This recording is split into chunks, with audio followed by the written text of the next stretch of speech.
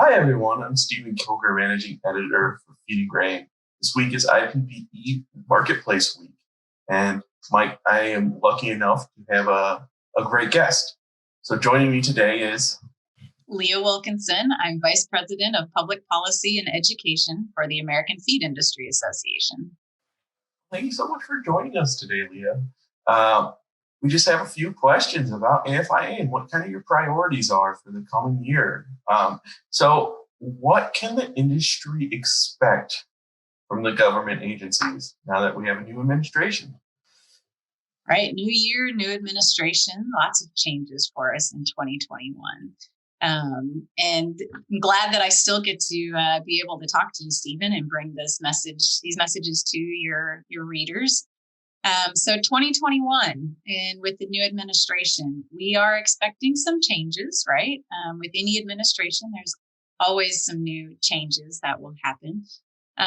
This one, we're looking for the Biden administration to put a little bit more emphasis on worker safety, worker health, the environment. That's something that President Biden talked a lot about during his campaign. Food safety will remain a priority with this administration. So those are all things that our industry has been working on and still in compliance with the regulations that are there. There might be some changes that are proposed by this administration, but we're going to work through those on behalf of the industry, make sure that we're advocating for them to be science-based policies that could be implementable in our facilities and that really achieve the end goal, right? If it's worker safety, we want to make sure that it's really going to have an impact on worker safety. We also know COVID is something that's going to continue to be an issue for us, right? So inspections have pretty much stopped from a federal perspective from the Food and Drug Administration because of the pandemic. They're doing for-cause inspections.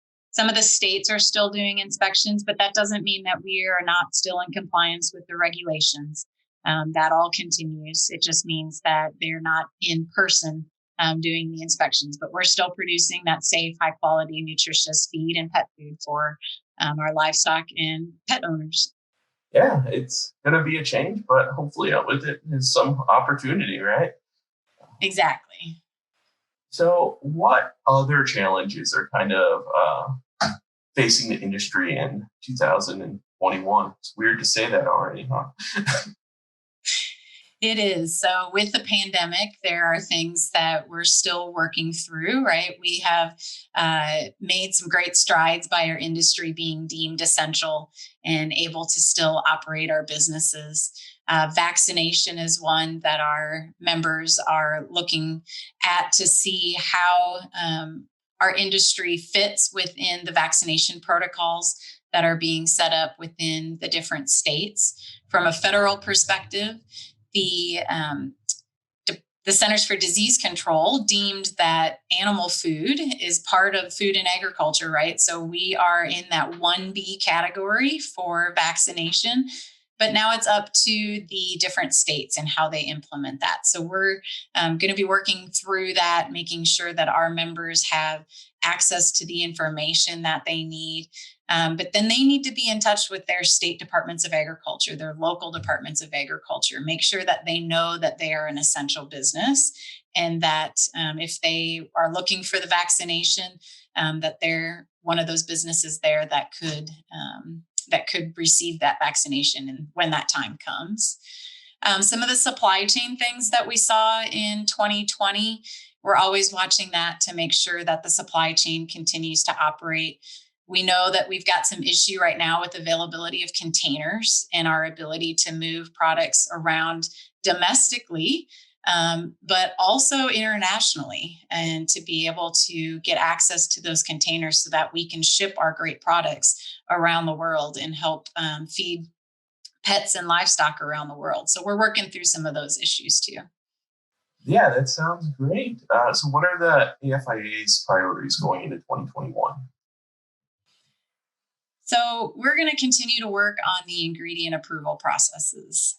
We know that that is something that's a top priority for our industry, and it takes us several years to get ingredients through the Food and Drug Administration for their review on the science and safety of our products.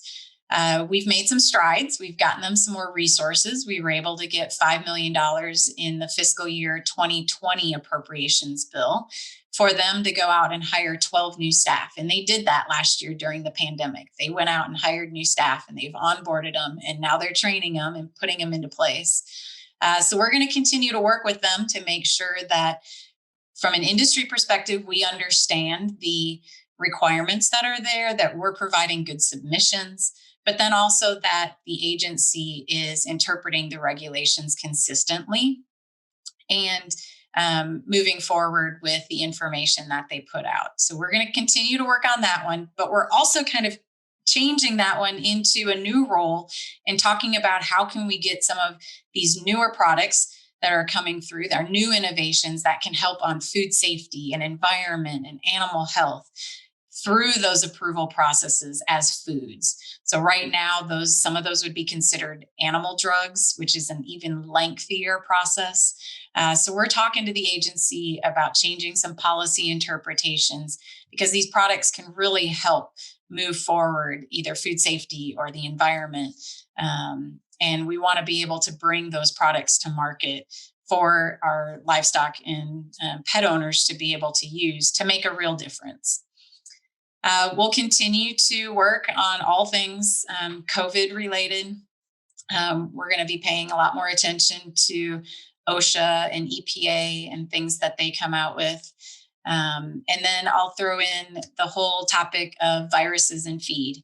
African swine fever remains a top issue of concern for our pork industry and for our feed manufacturers as well. So we continue to work with the pork industry to make sure that we are putting measures in place that are science-based and working through our different biosecurity procedures to make sure that we are have that confidence with our industry that we're providing them safe feed.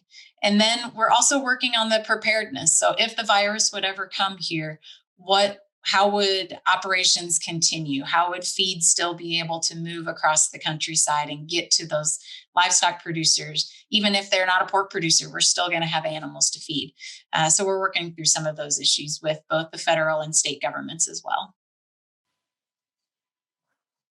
Well, that's great. And it sounds like you guys have a full docket for 2021.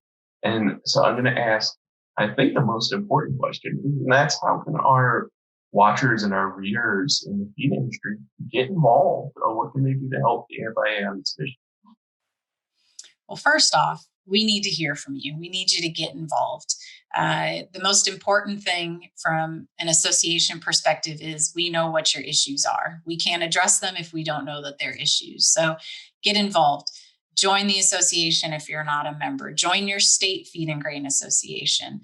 And then be involved and tell them what's impacting you from your business. The next thing I'll tell you is it's going to be even more important for us to be able to have relationships with our members of Congress. They have a lot of new people up there and a lot that maybe don't know agriculture. So it's up to all of us to make sure we're telling that story, that we've got those relationships. So if you don't know your member of Congress, make a phone call, touch base with their district office, invite them out to your feed facility or your pet food facility.